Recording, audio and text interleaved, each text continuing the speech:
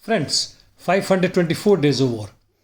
Moscow announced conditions for withdrawing nuclear weapons from Belarus, which says US and NATO must abandon destructive course aimed at undermining the security of Russia and Belarus.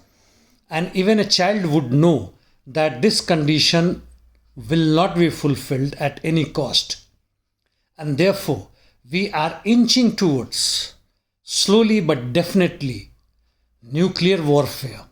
From the war zone, starting from north, the Ukrainians' reinforcement on Svatovoe or Tverdokh-Libov, which is next to Novozehorivka, did not stop the Russian army to move forward, even though partially, over Sverdlovka.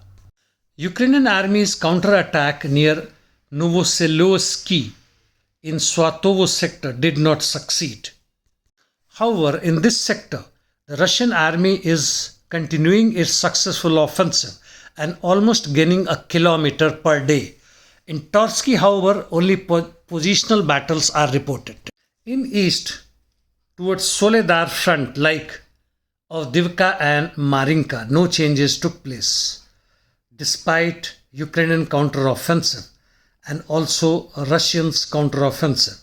On Bakhmut front, things seems to be a bit silent at this given moment. However, on southern flanks, the Ukrainian counteroffensives are continuing on Klishivka, Andriivka and Kurdyomovka direction.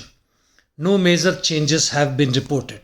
In south on Kherson front, from Golopristan, 3 Ukrainian reconnaissance groups in 3 boats tried to land in Vasilko Island, but did not succeed due to heavy Russian artillery.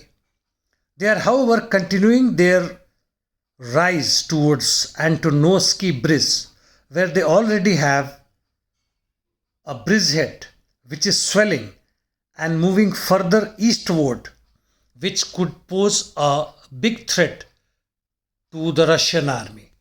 On Zaporizhia front, on the western side, Orokho region, the Ukrainians carried out attack on Rabotino with small forces, which included 2 armor vehicles as well, but did not succeed. Similar was the situation in Pyatikhatki.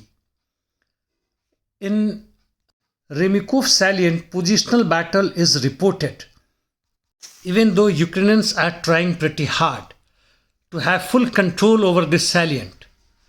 But because the entire village is razed to the ground and there is no shelter left to move forward, therefore it seems that this particular village has become a grey zone, at least partially, and no changes in Eurozone has taken place.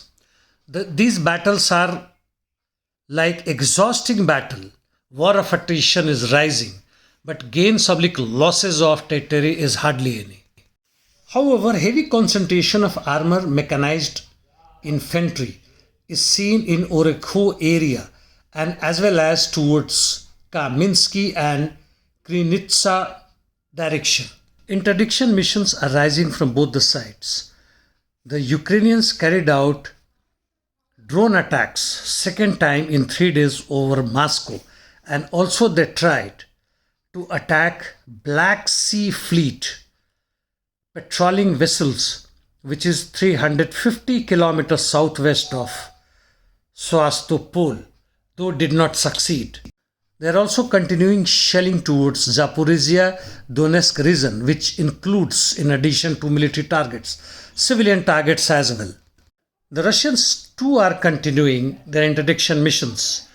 In fact, they are on rise, as the Russian defense minister says.